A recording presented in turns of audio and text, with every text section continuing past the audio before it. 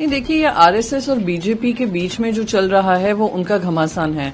उससे क्या fall out होगा ये कोई किसी को पता नहीं है। हमें कोई पंचायत करना जरूरी है, वो आपस में ही लड़ भिड़ लें, निर्णय ले लें और देश की जनता को अवगत करें क्या निर्णय है। साफ साफ संदेश है और साफ साफ पता भी चल रहा है किसके लिए कौन 75 साल अपना बनाने वाले हैं। सितंबर में देश जानता है, देश क्या अब तो सारी दुनिया भी जानती है, क्योंकि प्रधानमंत्री जी सारी दुनिया में अभी होकर आए हैं, 5 राज्यों में, देशों में होकर आए हैं। तो मैं मानती हूं कि आरएसएस और भारतीय जनता पार्टी में जो आपस में जो चल रहा है, उनके जो स्टेटमेंट है उसे स्पष्ट दिखाई दे रहा है। और 75 साल का जो एज लिमिट था वो खुद भारतीय जनता पार्टी ने जब सरकार बनाई थी 2014 में शुरुआत की थी, जहां पे जो 75 साल के ऊपर थे उन सबको मार्गदर्शक मंडली में डाल दिया था।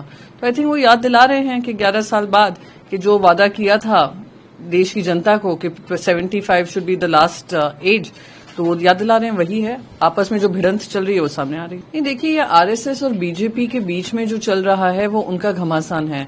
उससे क्या फॉल आउट होगा ये कोई किसी को पता नहीं है। पर जो 75 साल का जो नॉर्म था वो इन्हीं ने शुरुआत की थी, विपक्ष ने तो दी नहीं थी, इन्होंने ही शुरुआत की। फिर खुद ही कुछ लोगों को उसमें डाला था मार्गदर्शक मंडली में।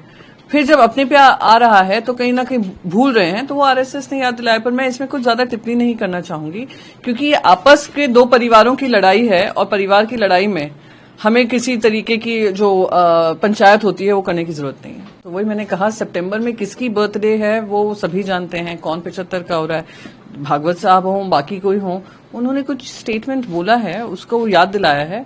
तो मैं नहीं मानती हूं, जैसे मैंने कहा कि हमें कोई पंचायत करना जरूरी है, वो आपस में ही लड़ भिड़ लें, निर्णय ले लें और देश की जनता को अवगत करें क्या निर्णय है।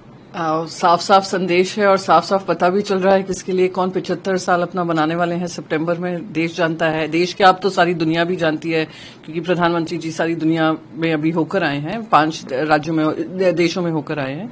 तो मैं मानती हूं कि आरएसएस और भारतीय जनता पार्टी में जो आपस में जो चल रहा है, उनके जो स्टेटमेंट है उसे स्पष्ट दिखाई दे रहा है।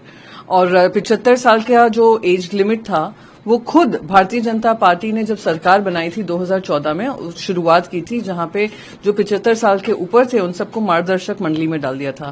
तो आई थिंक वो याद दिला रहे हैं कि 11 साल बाद कि जो वादा किया था देश की जनता को कि 75 should be the last age, तो वो याद दिला रहे हैं, वही है। आपस में जो भिड़ंत चल रही है वो सामने आ रही है। नहीं, देखिए ये आरएसएस और बीजेपी के बीच में जो चल रहा है वो उनका घमासान है।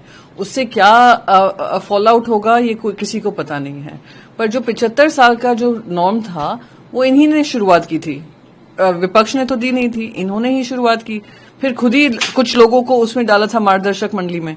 फिर जब अपने पे आ रहा है तो कहीं ना कहीं भूल रहे हैं, तो वो आरएसएस ने याद दिलाया। पर मैं इसमें कुछ ज्यादा टिप्पणी नहीं करना चाहूंगी, क्योंकि ये आपस के दो परिवारों की लड़ाई है और परिवार की लड़ाई में हमें किसी तरीके की जो पंचायत होती है वो करने की जरूरत नहीं है। तो वही मैंने कहा, सितंबर में किसकी बर्थडे है वो सभी जानते हैं, कौन 75 का हो रहा है। भागवत साहब हों, बाकी कोई हों, उन्होंने कुछ स्टेटमेंट बोला है, उसको वो याद दिलाया है। तो मैं नहीं मानती हूं, जैसे मैंने कहा कि हमें कोई पंचायत करना जरूरी है, वो आपस में ही लड़ भिड़ लें, निर्णय ले लें और देश की जनता को अवगत करें क्या निर्णय है।